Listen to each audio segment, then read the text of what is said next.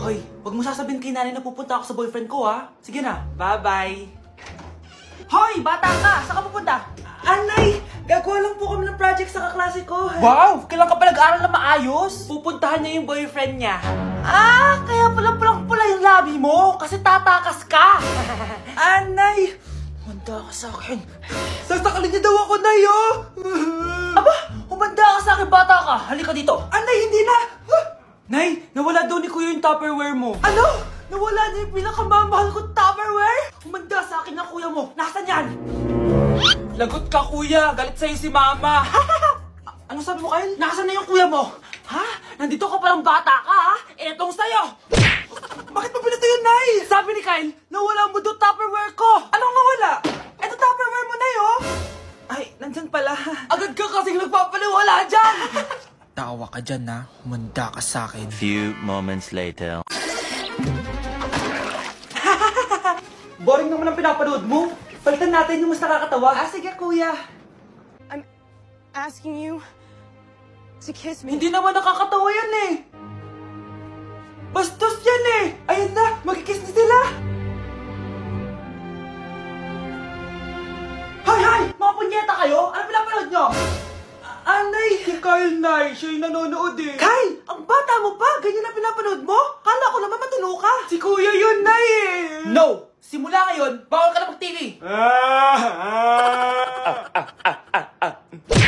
Anak, may pupuntang manghuhula dito. Para saan, Nay? Siyempre, para malaman ko kung kailan tayo yayaman. Ah, sige, Nay. Itatanong ko kung kailan ako magkakajowa.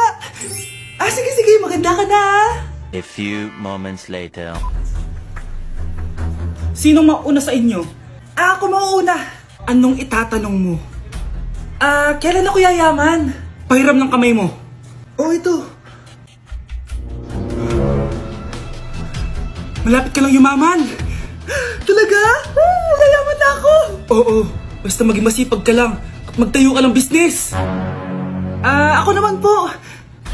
Sige, anong itatanong mo, Iha? Ah, kailan po ako magkakajowa? Hindi ka na magkakajowa. Ha? Hindi pwede to.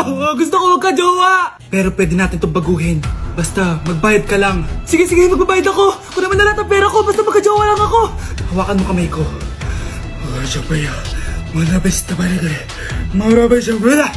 Ayan, may jowa ka na. Nasa labas na. Talaga? Hi, ako yung magiging jowa mo. Bakit ang pangit? Mukhang talampakan. Nay! Oh, bakit? Anyari? Sinabihan niya akong pangit. Totoo naman eh. Aba, bastos ka. Aalis na kami dito. Nasaan yung mga bayad nyo? Hulaan mo, magkano ibabayad namin sa'yo? 5,000! Nasaan na? Mali! Wala kami ibabayad sa'yo dahil scam ka! Magbabayad kayo! Lumayas na kayo dito! Layas! Aroy, tinanggalan ako ng ngipin. Napakalaki ng tinanggal sa akin.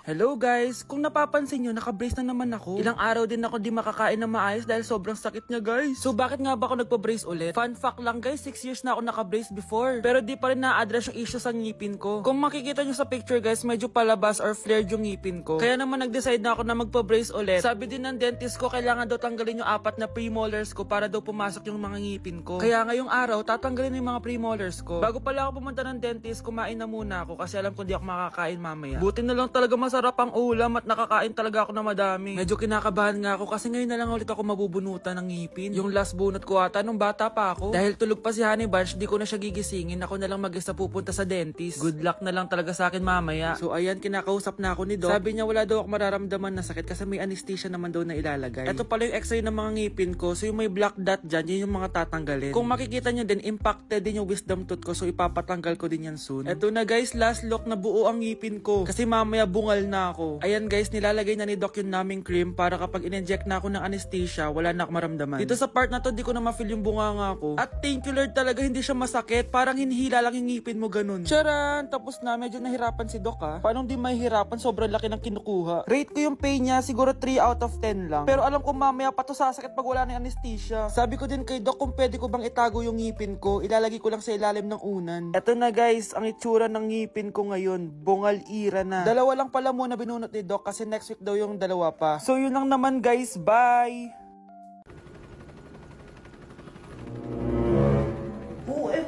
Grabe yung baha, oh. For sure, marami naman nakurakot si Dad. Paldo. Oh, Cheska, ba't ang aga mo? Di ba traffic kasi baha? Ay, opo ma'am, baha nga po eh. Kaya pinag-helicopter na ako ni Daddy para safe ako. Kawawa nga po yung mga tao eh. Wow, sana all. Ah, yes Daddy? Opo, nandito na po ako sa school. Yung baon ko 1 million ha, send mo na. Ha? 1 million yung baon niya? No! Binasa mo yung Chanel bag ko! Sorry, Cheska. Alam mo ba kung magkano to, ha? 600,000 to! Mas mahal pa to sa bahay nyo! Napakamahal naman yan. Whatever. Papabili na lang ulit ako. Salamat ka, mabait ako. Nahiya naman tong 300 peso na bag ko. Be, tara sa kantin. Nag-crave ako ng siomay tsaka ng kwek-kwek. Tara. Pwede bang sa Wolfgang na lang tayo mag-lunch? Hindi kasi ako sanay sa mumurahing pagkain. Be, anong kala mo sa akin? Anak ng CEO? Ano ba yan? Hindi ba kayo binibigyan ng allowance ng daddy nyo? Ako na nga lang. Hindi ka naman ganyan dati. Okay, class. Si Cheska na ang bago nating treasurer. Ma'am, wag si Cheska. Kukurakutin niya lang yung class funds natin. Parang tatay niya. Flood control, ayaw. Gastos, gusto. Kaya mayaman si Cheska kasi korap ang pamilya niya. Ang laki ng tax na binabayaran ko. Sa Disney Princess pala natin napupunta lahat. Habang kami, binabaha na dito. Ikaw pa helicopter lang. Wow, napaka-lavish mo naman. Tsaka, pairam muna ako nito Chanel bag mo ha. May ambag din ako dito, no? Hindi kami titigil hanggat walang nakukulong. Deserve niyong magdusa. Ayan, ang ganda ko na. Oh anak, nasa bahay ka lang, naka-makeup ka pa? Anay, pupunta kasi yung maliligaw ko dito sa bahay natin. Siyempre dapat maganda ako, di ba? Ah, ganun ba? Sige, mag-aayos din ako.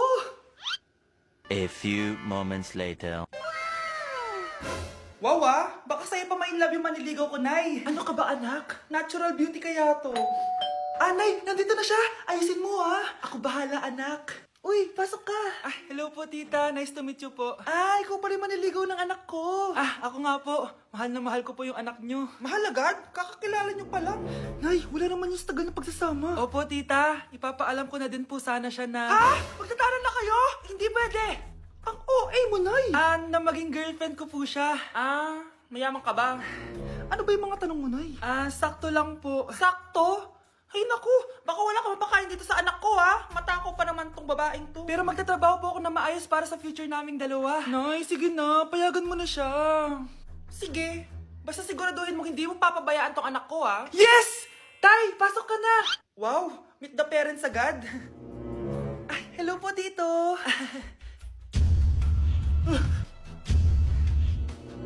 Bakit, Nay? Ex ko yan, anak. Siya yung nagloko sa akin dati. Lumayas kayo dito! Nay! Scarlett! Tara na, anak! Nay! Ano ba kinalaman namin dalawa sa nangyari sa inyo dati? Basta! Hindi kayo pwede! Pero, Nay! Mahal ko siya! Ah, mahal? Sige! Mamili ka! Yang manliligaw mo? O ako, na nanay mo?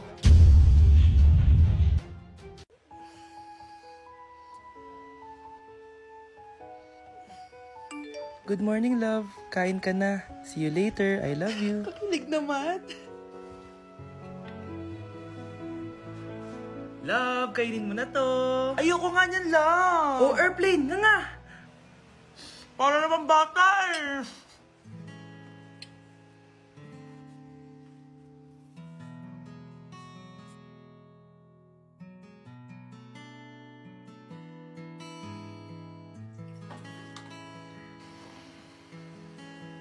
Horror papanoorin natin, love Ayoko na, nakakatakot, love. Ayun na, ayun na.